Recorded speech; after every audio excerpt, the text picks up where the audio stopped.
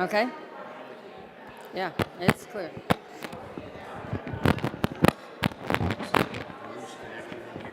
Okay.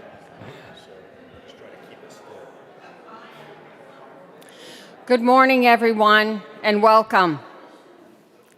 What a great turnout we have this morning. This might be the largest group we have had.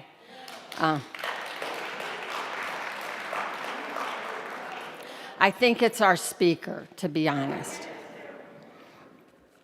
So, the Senior Adult Ministry team is so glad that you're here this morning for this topic that has come up on so many of our evaluation forms over the last few years.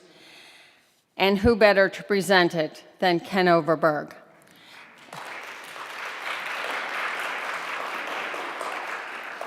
At the end of our presentation, there will be evaluation forms to fill out so that you can give us your suggestions for future topics. But I'd like to begin with an opening prayer. This prayer is taken from Joyce Rupp's book, Vessels of Love.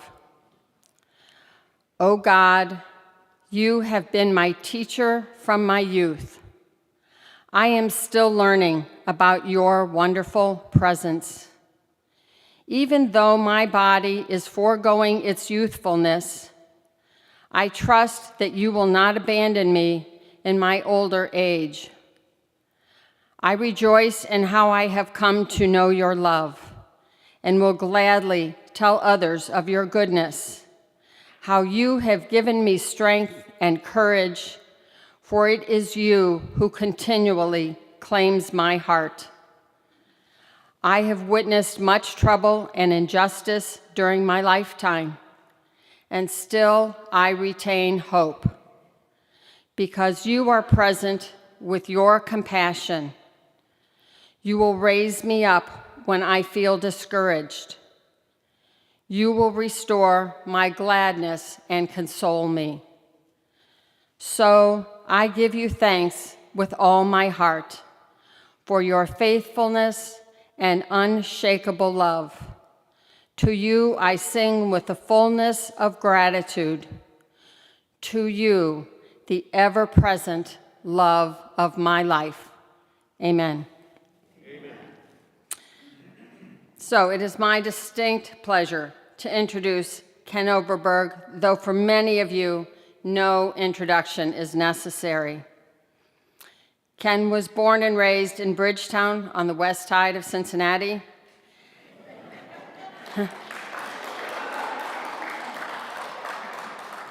After grade school at St. Aloysius Gonzaga, he attended St. Xavier High School, 2 years downtown and 2 years at the then new school, graduating in 1962. He then joined the Jesuits for years of study, classics, philosophy, theology. In between philosophy and theology, he taught math at St. Xavier for 2 years. After theology, he was ordained in Cincinnati in 1973. Then started graduate studies in social ethics in the religion department at the University of Southern California. He received his PhD in 1978 and then began teaching theology at Xavier University for more than 40 years. Along with teaching, he has also published numerous articles and books. During that time, he presided regularly at Bellarmine both on weekdays and Sundays. After retiring from Xavier, he became the sacramental minister with the Franciscan Sisters in Overberg, Indiana, the same community that taught him in grade school. The sister who taught him in the first grade is still alive, and she sits in the first pew in the chapel. Thank you, Ken, for joining us.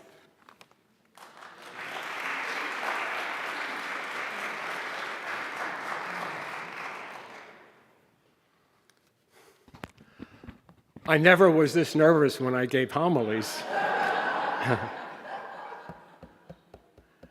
Thank you all for coming. This will be longer than a homily, too, so I spoiled you, I know, but here we go. End-of-life ethics preparing now for the hour of death. Have you ever said to your family, "Don't put me on all those life support machines and tubes"?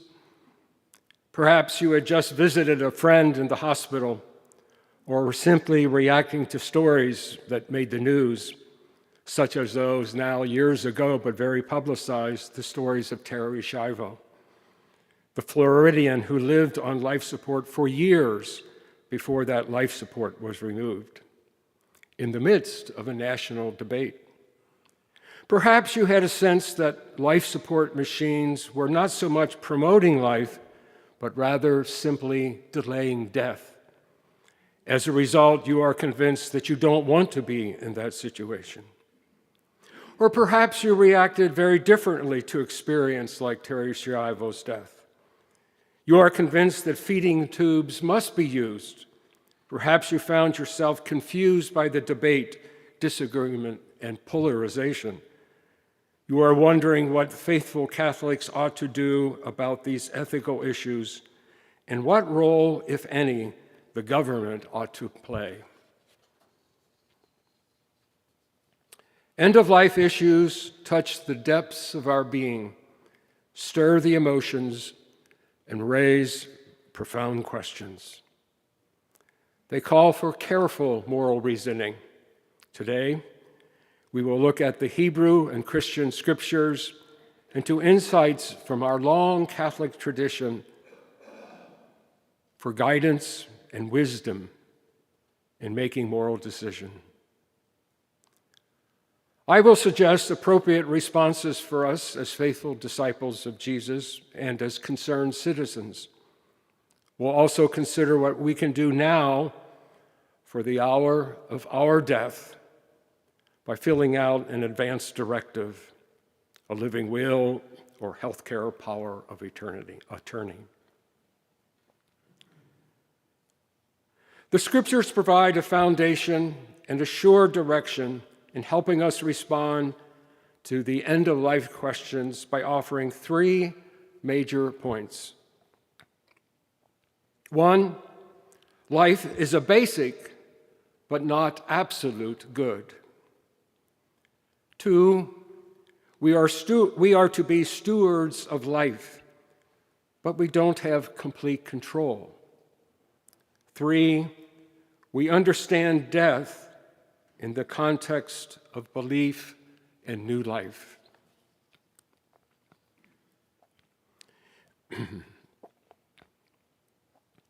In the creation story in Genesis, we hear of the goodness of all creation, and in a special way, the sacredness of all human life, for we are created in God's image. Human life, then, possesses a dignity rooted in who we are rather than in what we do. Life is holy, deserving of respect and reverence. We know from experience that life is the foundation for all other goods: friendship, love, prayer, and all the other ways we enjoy and serve God and neighbor. Life, however, is not an absolute good. There is a greater good, our relationship with God. We would not, for example, destroy our relationship with God through sin in order to save our physical life. The powerful witness of the martyrs, and especially Jesus, testifies to this truth. Stewardship, our second major point, must be distinguished from dominion. Stewardship implies that we have the responsibility to care for something that is not totally our own possession. Dominion, on the other hand, claims an ultimate control. Life, as we have already seen, is a gift of God to be respected and reverenced. Jesus' whole life modeled the ideal of stewardship, creatively nourishing the gift of life. If you would like to look at a scripture passage for that, it's John 6, 22 to 71. The third point the scriptures offer us is the conviction that death marks the transformation to new and eternal life. This belief,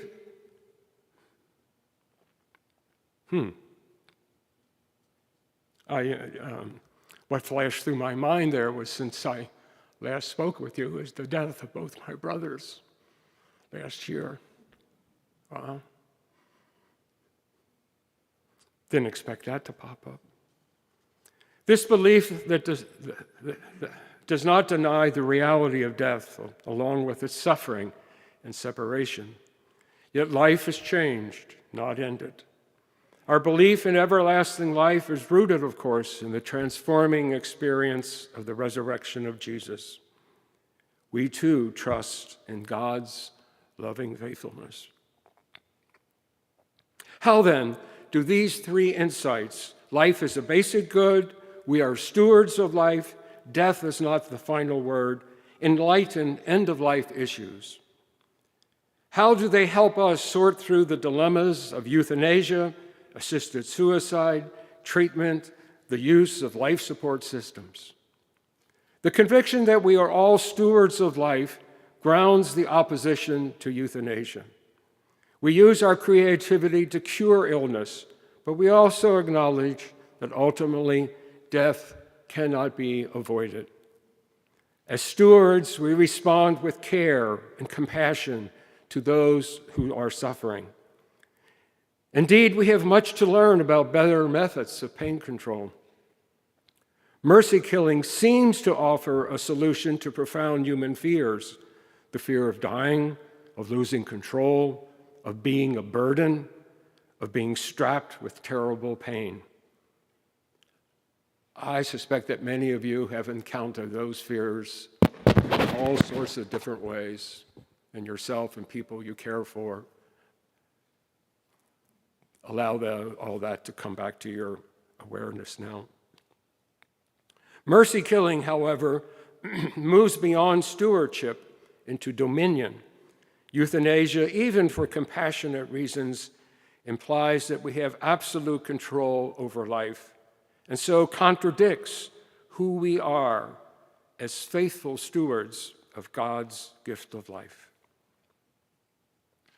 Similarly, with assisted suicide, recognizing both the good of life and of our responsibilities as stewards, prohibits choosing suicide or helping someone else to end his or her life.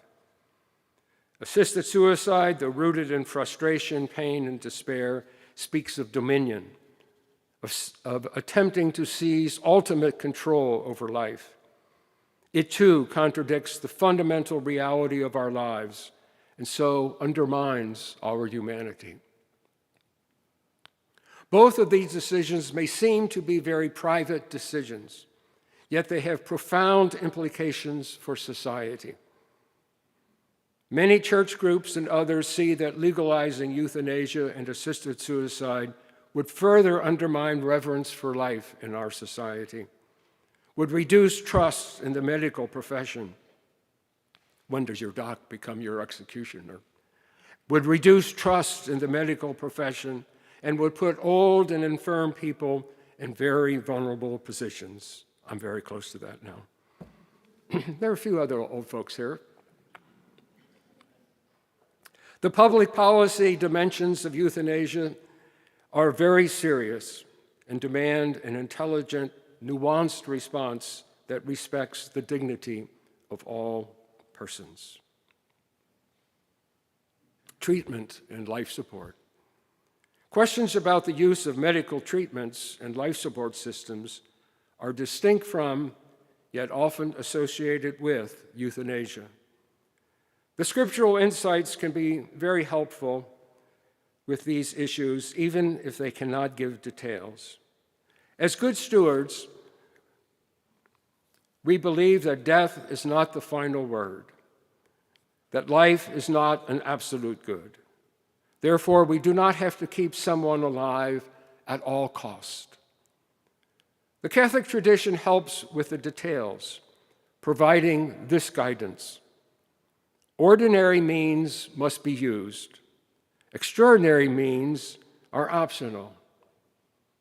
Ordinary means are medicines or treatments that offer reasonable hope of benefit and can be used without excessive expense, pain, or other inconvenience. Extraordinary means do not offer reasonable hope of benefit or include excessive expense, pain, or other inconvenience.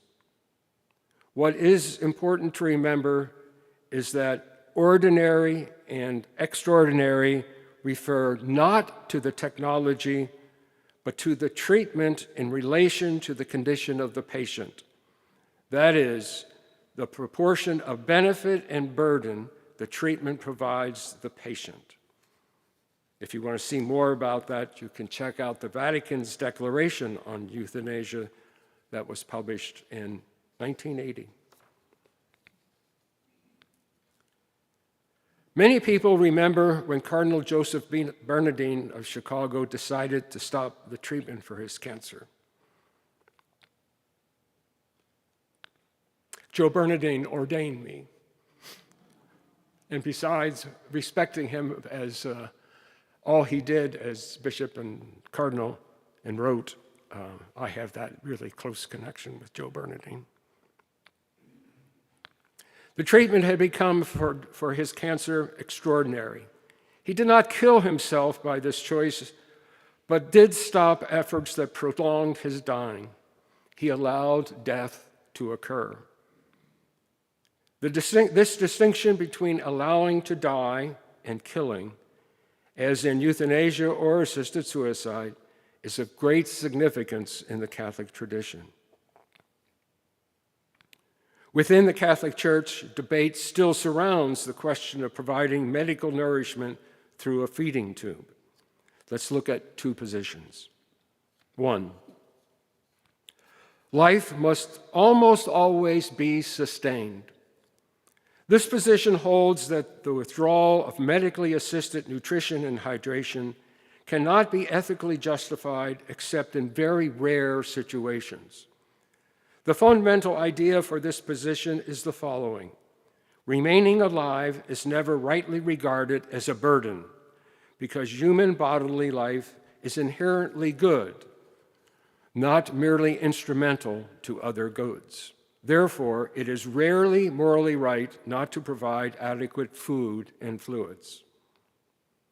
This position acknowledges that means of preserving life may be withheld or withdrawn if the means employed is judged either useless or excessively burdensome. The useless or excessive burden criteria can be applied to the person who is imminently dying, but not to those who are permanently unconscious or to those who require medically assisted nutrition and hydration as a result of something like Lou Gehrig's disease, which my father had, or Alzheimer's disease. Providing these patients with medical nourishment by means of tubes is not useless because it does bring these patients a great benefit, namely the preservation of their lives. Two, the alternate view. Life is a fundamental but not absolute good. This approach rejects euthanasia, judging deliberate killing a violation of human dignity. On the other hand, it values life as a great and fundamental good. While it values life as a great and fundamental good, it is not seen as absolute, as we saw in the section on scriptural foundations. It's not an absolute, life is not an absolute to be sustained in every situation. Accordingly, in some situations, medically assisted nutrition and hydration may be removed. This position states that the focus on imminent death may be misplaced. Instead, we should ask if a disease or condition that will lead to death, a fatal pathology, is present. For example, a patient in a persistent vegetative state cannot eat enough to live and thus will die of that pathology in a short time, unless life-prolonging devices are used. Withholding medically assisted hydration and nutrition from a patient in such a state does not cause a new fatal disease or condition. It simply allows an already existing fatal pathology to take its natural course. Here then is the fundamental idea of this position.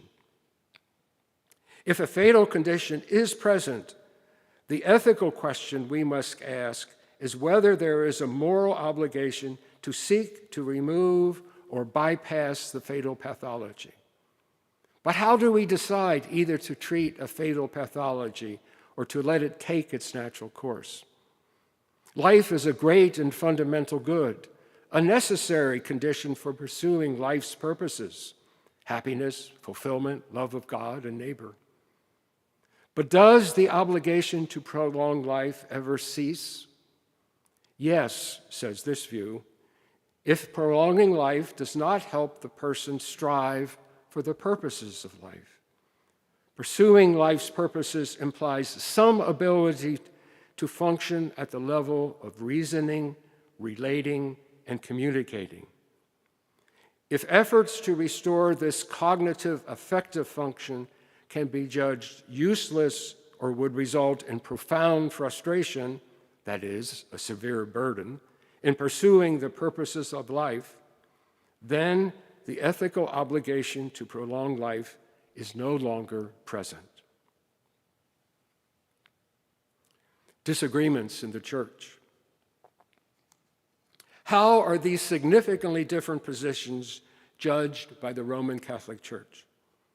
There is no definitive Catholic position regarding these approaches. Vatican commissions and Catholic bishops' conferences have come down on both sides of the issue. Likewise, there are Catholic moral theologians on both sides. In an attempt to respond to this controversy, the Committee for Pro-Life Activities of the National Conference of Catholic Bishops, now the USCCB, issued this statement, Nutrition and Hydration, Moral and Pastoral Reflections. This statement called for a presumption in favor of using medically assisted nutrition and hydration, but added that it may be removed in certain circumstances, that is, when burdens outweigh the benefits. This guidance was then included in the bishop's letter, Ethical and Religious Directives for Catholic Healthcare Services. In 2004, Pope John Paul II, speaking at the Vatican Conference, seemed to disagree with the U.S. bishop's statements by opposing the removal of medically assisted nutrition and hydration. Seemed because there is a debate about whether the Pope allowed removal in some circumstances. In 2007, the Congregation for the Doctrine of Faith responded to specific questions concerning the use of artificial nutrition and hydration for patients in a persistent vegetative state. In light of its interpretation of John Paul's statement, the CDF wrote, "The administration of food and water, even by artificial means, is, in principle, an ordinary and proportionate means of preserving life."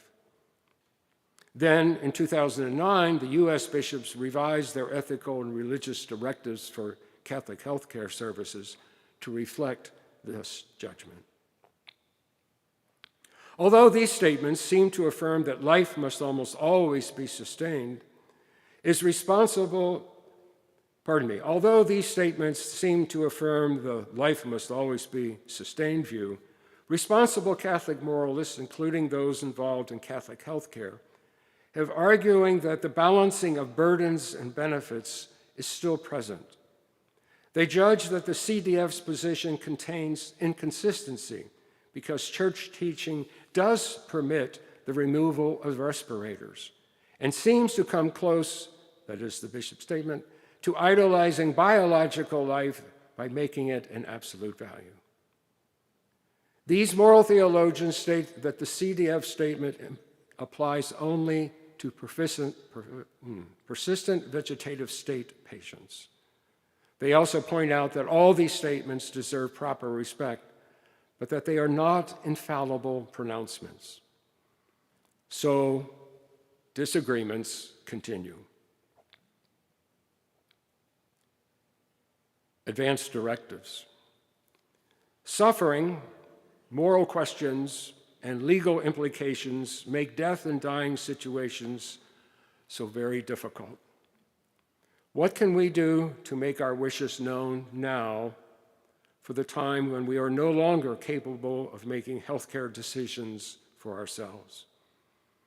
We can reflect and pray, discuss with our families and physicians, and indicate in writing our desires for healthcare by creating an advance directive. There are two different types. The first type of document is a living will, a statement prepared in advance so that people, while competent, can direct their families and physicians concerning the type of treatment they want or do not want if they become terminally ill and incompetent. The living will is recognized as a legal document. On the other hand, the living will, by its very nature, being a document prepared in advance, may be seen as making a decision before the concrete situation has been faced. Because no one can foresee all the details of a future illness and medical procedures, the living will is limited, but at least offers some reflection and foresight to the types of treatment desired or not. The second type of document is the healthcare power of attorney. In this document, an individual gives another person the legal authority to make healthcare decisions when he or she is no longer able to do so. The decisions made by the appointed person, technically called an attorney in fact, sometimes proxy or surrogate. This person need not be an attorney at law. I know there are a few of you here. Are based on the current medical condition of the patient and on the patient's previously expressed desires concerning treatment. As a result, this form of dealing with dying and death seems to seem preferable. It provides both for respect for the individual's desires concerning treatment and for current informed consent made by the attorney in fact, who knows, after consultation with doctors, nurses, and chaplains, the specific medical options facing the patient. It does not rely merely on previously written statements to cover all such possibilities.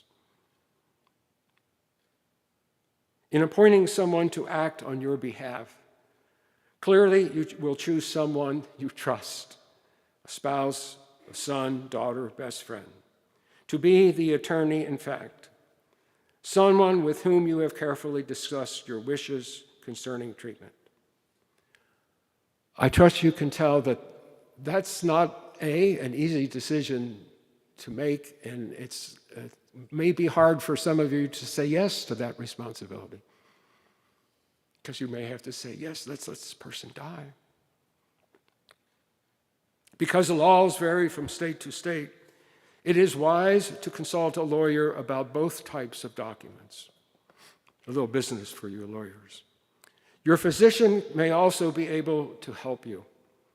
Communication with your family and doctor is also an essential part of the process. Advance directives are for everyone of legal age, not just senior citizens. If this seems to you to be like too much effort, it is not. The whole process of planning now for the hour of death is a concrete way to express your care and love for your family and friends. It will allow them to know your desires clearly, especially since they will be the ones faced with the difficult and painful decisions. It lessens the possibility of friction or guilt feelings about relationships that frequently cause difficulties in such situations. Planning now is also a responsible consideration of the appropriate use of the Earth's resources. Certainly, your decisions about types of treatment will have implications for cost, care, and the use of scarce medical resources. Finally, planning now can be a prayerful experience, confronting the final mystery of life and trusting in our gracious God, the source and goal of all life. Thank you.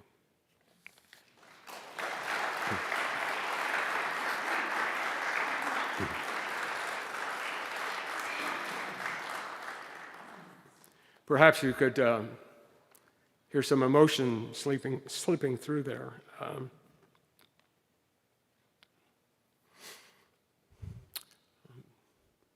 Many of you remember Jim O'Brien, a Jesuit who taught here and whom I sat with in Good Sam's Hospital as he died. And as his superior, had to make these kinds of decisions.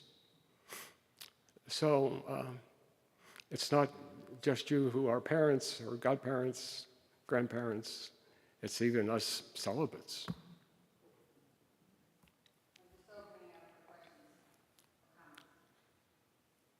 And because of the live stream, we are going to use the mic.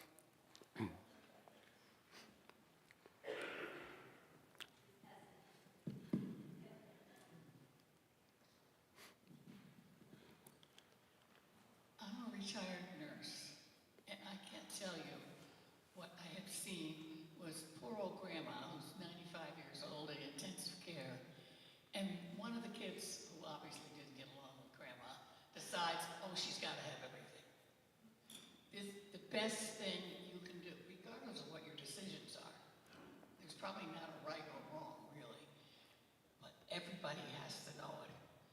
I have a friend who's a hospice nurse, and every Thanksgiving, she makes the whole family has to come to dinner. And the kids would roll their eyes and say, oh, it's another Oprah Winfrey dinner we're having here. But you've got to make sure everybody knows. It's best if people can know at the same time so that you're all hearing the same thing. Write it down, make them sign it. I can't tell you the pain that goes on when there's conflict. And I mean, I'm not talking about a 25-year-old that we can get better. I'm talking about somebody my age, for heaven's sakes. You know? And like I say, the information is most important. They've got to hear it, and they've got to know it. Give them a piece of paper and say, this is what I want you to do, but I can no longer make my own decisions. Okay? It's just from experience one of the hardest things that we have to deal with in hospitals anyway. The other thing is, don't go to the hospital. Thank you. Nothing like real experience to help us. Yeah.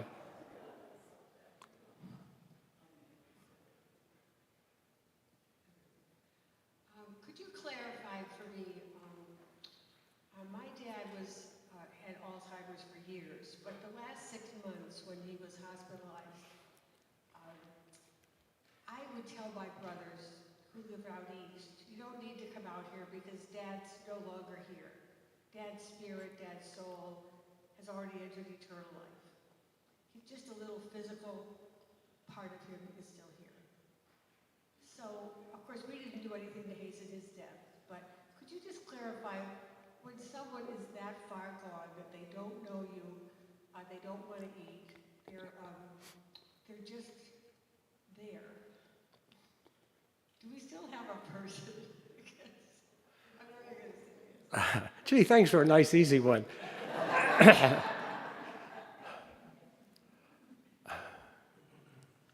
My instinct is to say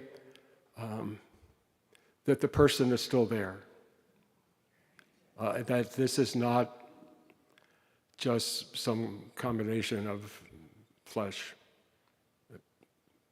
bones, even though it's utterly, if you will, the personal side is submerged. My instinct to say is still it's a real human being deserving our respect. It's just Ken Overberg. I don't think I can cite anything. It's just my instinct in my response to your question. I think depending on, I mean, you don't starve the person, but if the person cannot take in the food, I think this says, well, there are situations where you could let that person die in that sense. But I don't think if the person can, so for example, your situation, if that person can still take in food or processed food, and my inclination, I guess I'd say strong inclination is it's still a human being. Yeah, she or he is still a human being.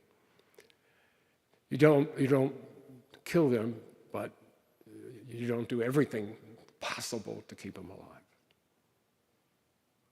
That's just Ken Overberg. I'm certainly open to disagreements. My question relates to actually probably our best friend, our best friend who is dying right now.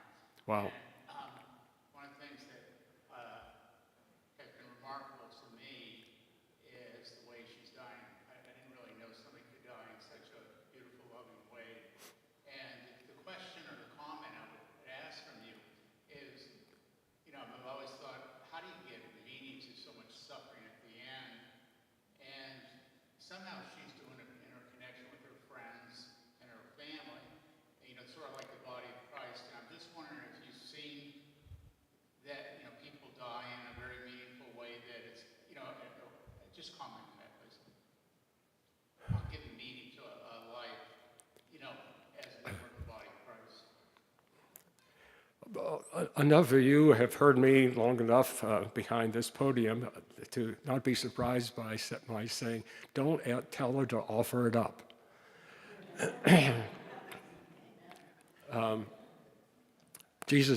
God doesn't want our suffering, and we do anyway. So, I mean, that's an instinct, certainly within the Catholic tradition. I think theologically, I disagree with that position. If it somehow offers real consolation for the person, who am I to say no in that situation? But I wouldn't start there.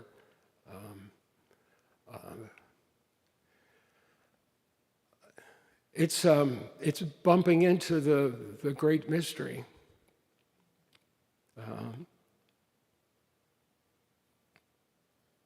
I've been musing about that. Well, I just had a funeral yesterday at Overberg, where I am chaplain. So I bump into death. I didn't know the person, but still confronted with, and of course there are a number of sisters in their infirmary who are dying, whom I do bump into. So I would try to console them with the best theology you can, if they can respond to it, or for yourself to use the best theology you can to. See, I resist saying offer it up. That's not my theology anymore. But I do believe that you can talk about trusting even in dark times. God is ultimately mystery. And we do the best we can through our scriptures, through reflecting on Jesus and all the rest, but ultimately, I like to say, I'm sure I borrowed this from Karl Rahner, holy mystery. And so to try to console the person with that person going home to holy mystery.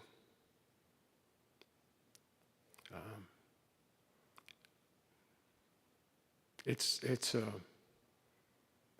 darkness, but it's the best I can do.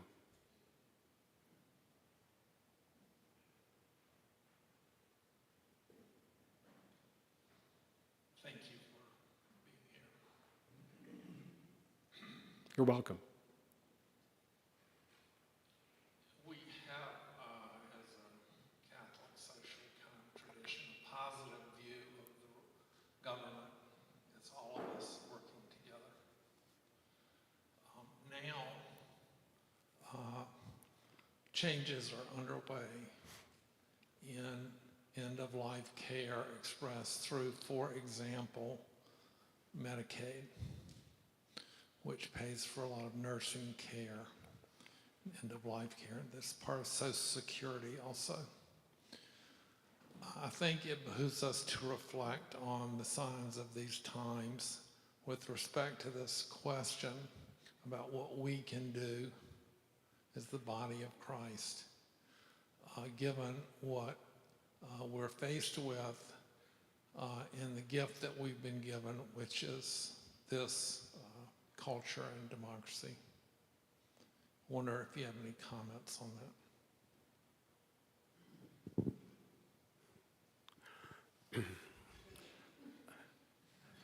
that. I'm not sure if I completely understand what you're saying, but I heard it speaking about recent political events in the United States, and those of you who know me know that I am deeply discouraged and probably angry and a few other things because, well, on the other hand, what's going on now in our country calls for all folks who care for care and justice, and especially for those of us who are Roman Catholic, to live Catholic social teaching. It's not going to happen from the top down politically, that's clear. And so we have to find our ways to either supplement it, I don't know if that's what you were getting at, Mac, maybe through institutions within the Catholic tradition that care for people in need. We just need to be aware, and then I think we also need to act politically and put as much pressure as, this is a little beyond my ken here, but put pressure on politicians we trust to try to rein in the craziness that's happening. I think it's craziness. I'd probably say it's evil. Yes? Wait a minute. Oops, you're going to get a mic.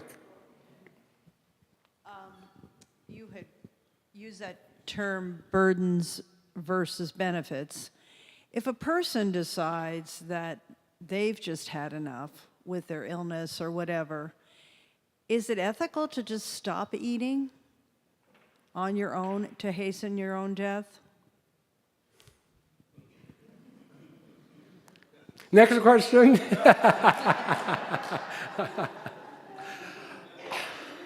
Well, one ought not to kill oneself. In this kind of situation, how free is the person really to make this decision?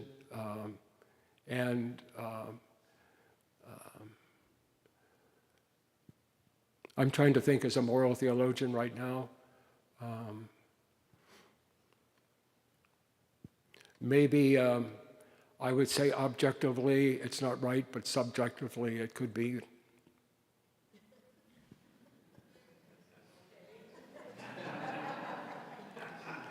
That is to say,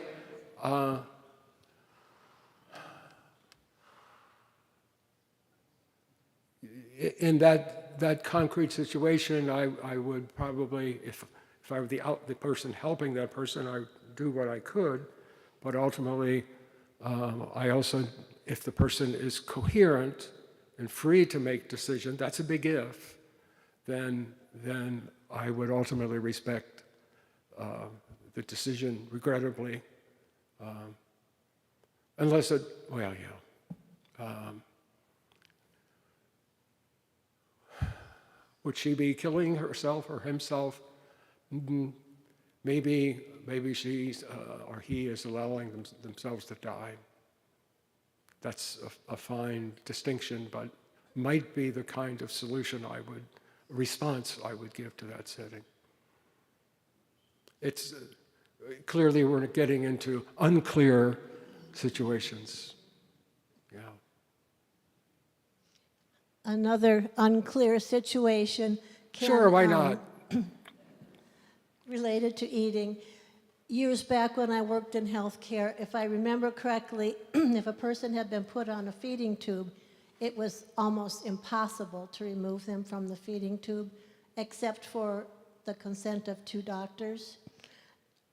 To your knowledge, is there any change, or what is the protocol for being removed from a feeding tube, provided it is not doing anything but sustaining or prolonging death, I should say, not sustaining life? I do not know anything in terms of the medical world. Maybe someone here does know. If that's how I heard your question. Yeah. Does Okay, anybody know? That's fine. Thanks anyway.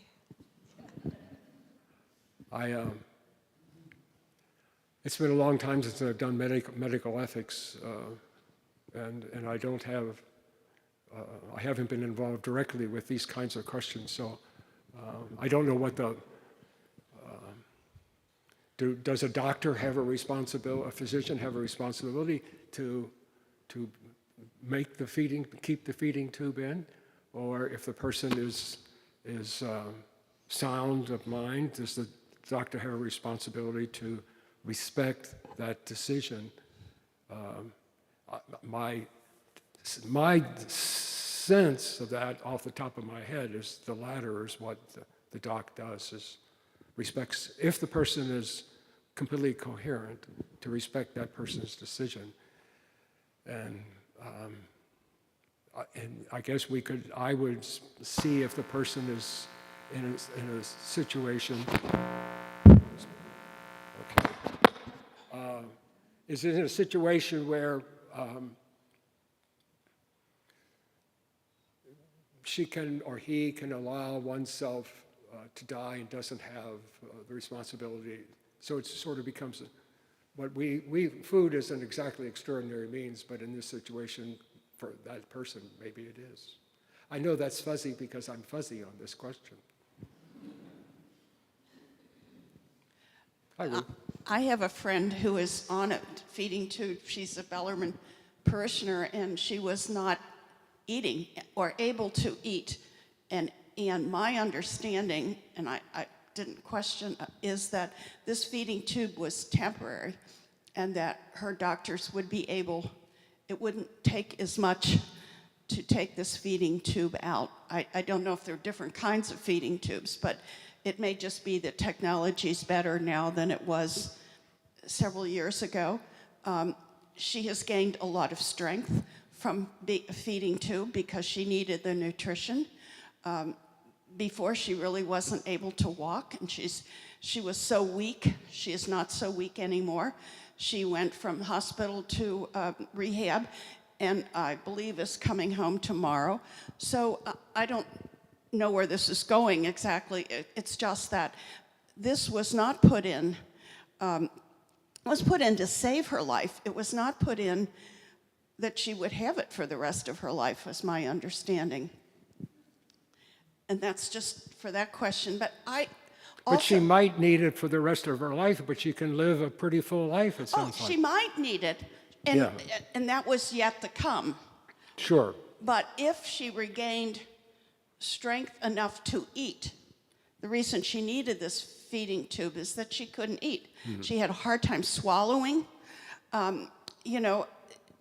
It's not just solid foods. Liquid, when you have trouble swallowing, liquid foods sometimes are just as much trouble, And of course, when you're in the hospital, you can have IVs and think, well, you can't go home with, most people don't. Yeah. But my question about kind of changing subject is, I make the assumption that when you're talking about euthanasia or assisted suicide or something, that you're not talking about increasing somebody's morphine who's dying, and that will keep them out of pain, but it also might kill them. And that, I believe that that happens often. I also think that people can choose to get off dialysis. I think we know people that have said, I've had enough dialysis, and if you get off dialysis and your kidneys don't function, you will die. There are things that people can choose, and maybe your example of choosing getting off chemo, although that isn't going to happen. You're not going to die in the next week, probably, but I believe that we can have some decision-making. And it really has to do with how much your body can take. It's not just your psyche, but some people are so weary of things like dialysis or chemo. I would think many people, I would agree with you. It's a weighing of benefits and burdens. And when do you stop some sort of artificial treatment? Yeah. Building on Florence's encouragement, in 2005, and I'm going to try to hold myself together, my father went in for a surgery, and doctors came out and told us he was on machines. No living will, no power of attorney. My mother and father had divorced, so there wasn't any connection there for her to speak on his behalf. For 2 weeks, he was on machines. And my brother and I didn't know what to do. And we finally had a family meeting with all of his sisters, my aunts. And someone happened to remember him once saying that he never wanted to be in a wheelchair. He never wanted to be, helpless, so to speak. And that was how we finally got peace to let him go. It was horrible.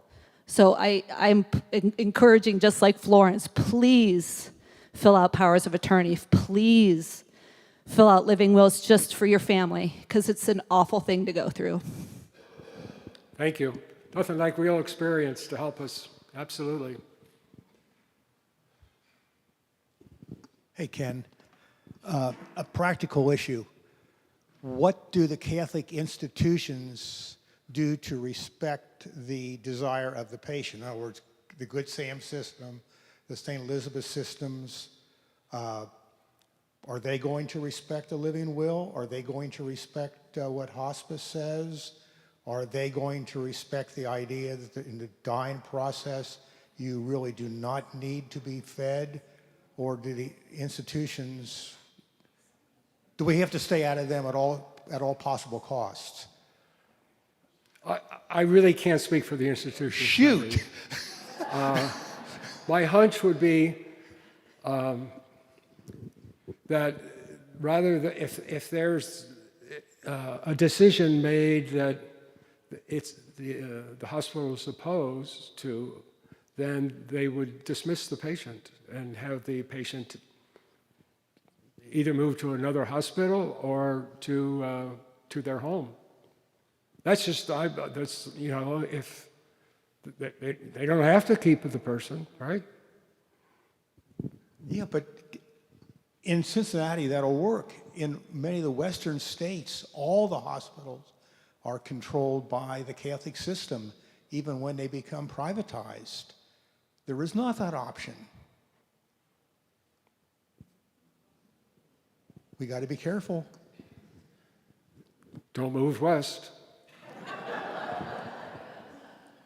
One thing, this is just to put the thought out there. Even if we have a living will and a medical durable power of attorney for healthcare, which I think are important, if you're calling 911 because your loved one has, just fallen down and they need help, even if they have those documents, the healthcare people aren't going to, you can't say, hey, stop, they have a living will, they don't want that tube.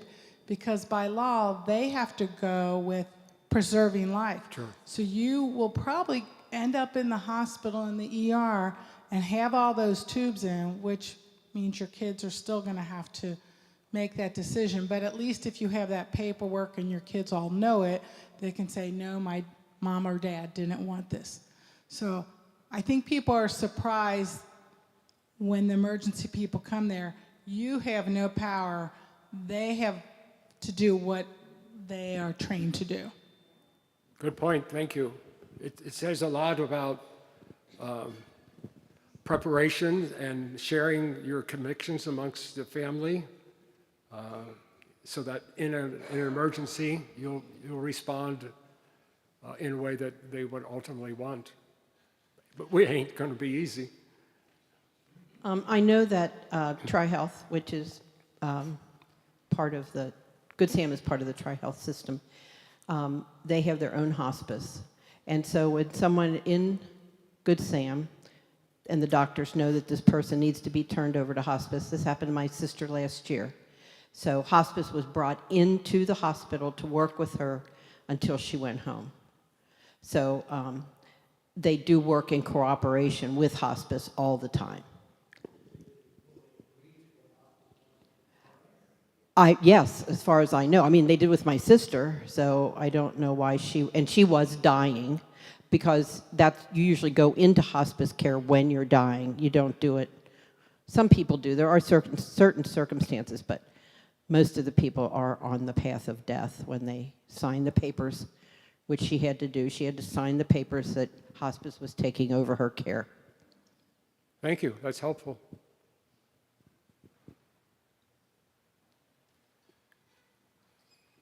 Yeah, I guess I just wanted to echo what Pam said, that hospice was also, my husband died not too long ago. I don't know what we would have done without hospice. Some of the ethical questions that you're presenting are the same questions that you talk to a palliative care doctor or a hospice doctor, a team, nurses about. And our conversations took place at Good Sam, which is obviously a Catholic hospital. So they're very supportive, but there are ethical questions, and they do bring them to you. And you don't have to wait till the last minute to get in hospice. I do some volunteer work with people with Alzheimer's and dementia. Lots of conversation there with their caregivers about when to reach out to palliative care, which happens before hospice care. So a situation like you're told, if they fall, don't call the ambulance. Call the hospice worker, because the nurse will be with you. Somebody will be on the phone with you right away if you don't want, artificial life techniques when somebody is laid on the floor and they're so close to death anyway.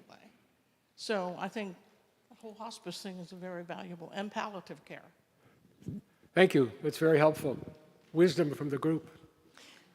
I do want to echo what Jerry said about hospice care, because I don't think we talk enough to people about what they want at the very end. Maybe they've stopped chemo, maybe there isn't anything else that can be done, but do they want to be in that bed with all their kids, their grandkids, their pets in bed with them when they're dying? Do they want to be alone? And I've witnessed this in my own family. My sister had cancer. She wanted to be alone. She did not want her friends to see her like this, and that was her choice. But I think we need to help our families understand what they want and then support them in that. And maybe telling the grandkids they can go up and touch Grandpa's hand, they can stand there, they can get in bed with him. We might talk about advanced directives, but I'm talking about the moment of death. What do we really want for ourselves then? Thank you. When Sam died, all the grandchildren were there. The hospice nurse was in the background saying what a beautiful death this was, that she had hardly seen any family be better prepared.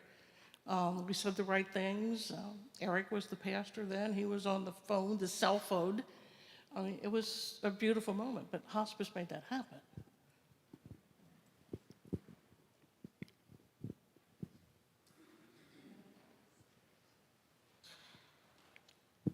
I just wanted to add to that I was with Pat Birding in the middle of the night when it seemed like she was going to die, and her son and I panicked and called 911, and they came. But when we said, "Oh, we shouldn't have called you," because we didn't, we shouldn't have called you, they said, "Okay, this happens, we'll just go away." So they just left. Wow.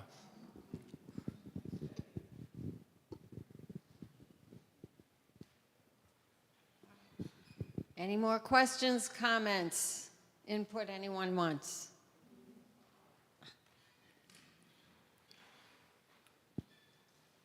I just wanted to tell a story about gathering my two children together. I don't know when that was, maybe 20 years ago, and kind of telling them what I wanted. And when the end was near and they said, "Oh, we know. None of those machines, don't hook you up to, don't do any of that stuff." And I said, "Well, now wait a minute."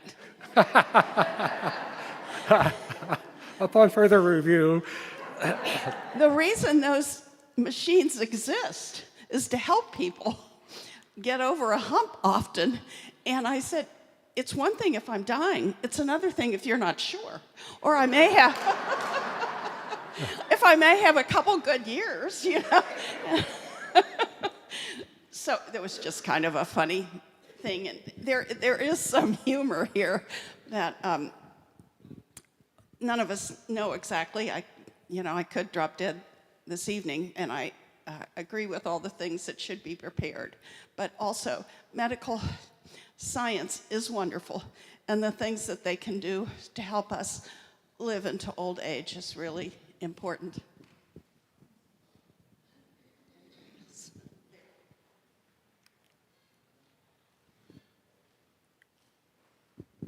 I think the most important thing about all these conversations is, number one, think about what you want.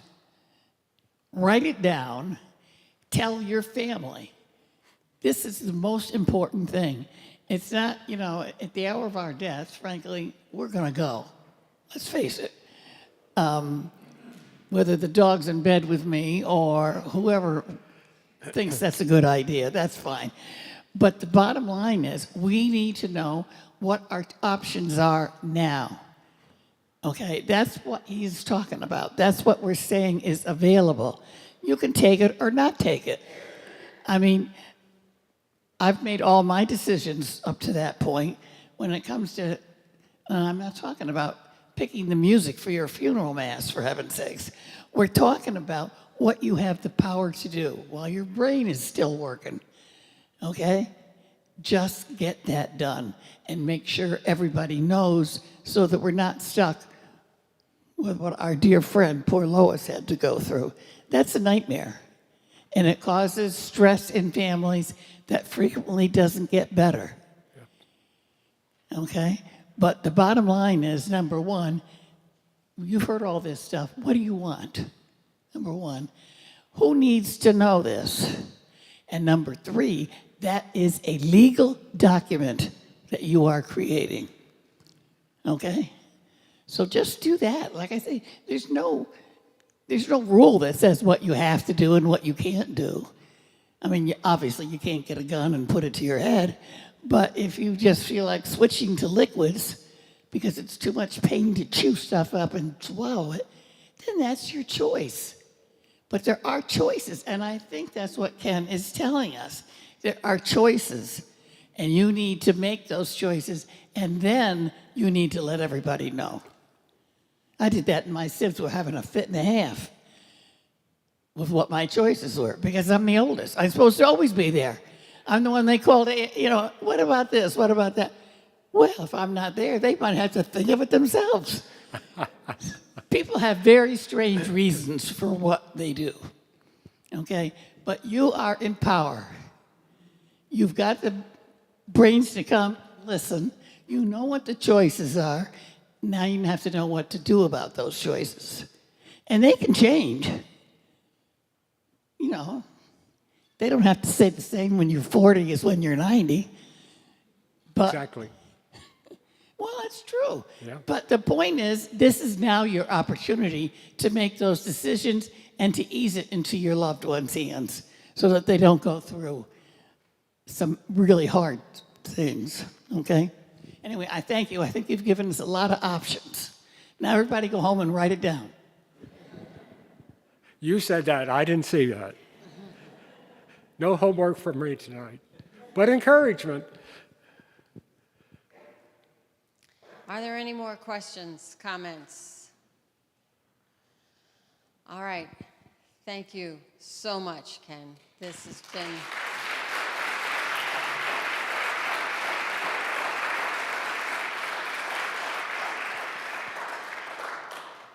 It's wonderful to have you here. Thank you all for coming. It's so nice to see so many familiar faces and to stand here with you. I miss it. Thank you. Okay. We do have evaluation forms to be filled out, and they're going to come out to you real quick. But secondly, we want to put in a plug for a program that we are doing in May as a result, again, of feedback from any number of these evaluations for something fun. So here's Vicki Hill from our committee. Hi. Maybe we can lighten things up a little bit. What do you think? A lot of you have come to our previous programs, and we've had all kinds of pertinent subjects that we've talked to the senior community about, including today's program and hospice and yoga, chair yoga, and scamming, and a lot of different topics. But we decided as a committee that we'd like to do something kind of fun, with no speakers, no topics, just fun. And we've scheduled BB Riverboats, a luncheon cruise, which is on some of the papers that were handed out today, on May the 29th. Mark your calendar, save the date. BB Riverboats, it's a lunch cruise, and we board at 11 o'clock, and it goes until 2. The cost is $44. And someone asked me if they could sign up online. We're doing this the old-fashioned way. Checks, $44. You can mail them to Christine Shea here at Bellarmine. She'll have an envelope in her mailbox that when you come to church, or if you're in the neighborhood, you can put a check in her box, and your reservation is your check, or your check is your reservation. Again, it's $44 per person. I work at BB Riverboats. I have a part-time job of meeting and greeting the tour groups that come in from all over the country, and they come in for dinner cruises and lunch cruises, and it's just a lot of fun. May the 29th, the weather should be good. It's a buffet luncheon, and we have a special treat with a gentleman by the name of Banjo Bob. He's been entertaining our cruise groups for about 35 years now, and he does a wonderful job of giving historical commentary as well as singing, and it's just a fun way to spend an afternoon. The parking is free. BB Riverboats was founded by Ben Bernstein back in the 70s, so it's been going on now for about 50 years or so. And it's located, the home office and the barge and where we catch the boats are at Newport, near Newport on the Levee, if you're familiar with that. It's down over in Newport, Kentucky. Free parking. Again, it's a buffet luncheon. There are usually 3 entrees and salads and breads and desserts, and everything's included, coffee, tea, and water, but they have a bar available if you want something a little stronger. And restrooms are available. We have 2 boats, either the Belle of Cincinnati or the River Queen. We're not sure, depending on how many people we get, which boat we'll be on. We have reservations for 50 seats at the moment. And so, like I said, your check is your reservation. We welcome, this is for our senior ministry group or any of our senior groups. We're not opening it up to all the families in Bellarmine. You know, we had to cut it off somewhere, but we want to do this for our senior community. So I think it'd be a lot of fun. So sign up with your check, and the checks are made out to BB Riverboats, not B and B, it's BB. not the church. Don't make them out to me. Don't make them out to the church. It's BB Riverboats, and we will have a table after, in between masses on March the 23rd. We're going to have a table out in the narthex to collect checks or take reservations and checks. But like I said, Christine will have an envelope in her mailbox, and if anyone wants to sign up today, we're more than happy to take your checks today. Any questions? Thank you. Welcome to all of you. I'm Greg Botus. I'm sitting back in the back doing the live stream today, and at 7 p.m. on Sundays, of course, behind the drums. I want to let you know, this was a very, very good program today. Thank you again, Ken, and thank you again, Holly. This is available after the fact on our YouTube channel, but if you want to share this, and I think this is information that should be shared with so many people. There was a lot of good things. There were a lot of good things presented today, and a lot of good comments from all of you. If you want the live stream link, you can contact Christine Shea, you can contact Holly. They should have the live stream link for this event. There were a number of people who did watch live, but it will be available after the fact. You can contact me, Greg Botus. It's gregbotus@gmail.com, B-O-T-O-S. I've got the link myself. I'm glad to send it to you. If you know others who you think would benefit from watching this, it'll be out there on YouTube for a very long time. So please take advantage of that if you can. Thanks for coming. Oh. Be sure to turn in your evaluations, maybe on the table as you're leaving, or if you see a committee person, just hand them in.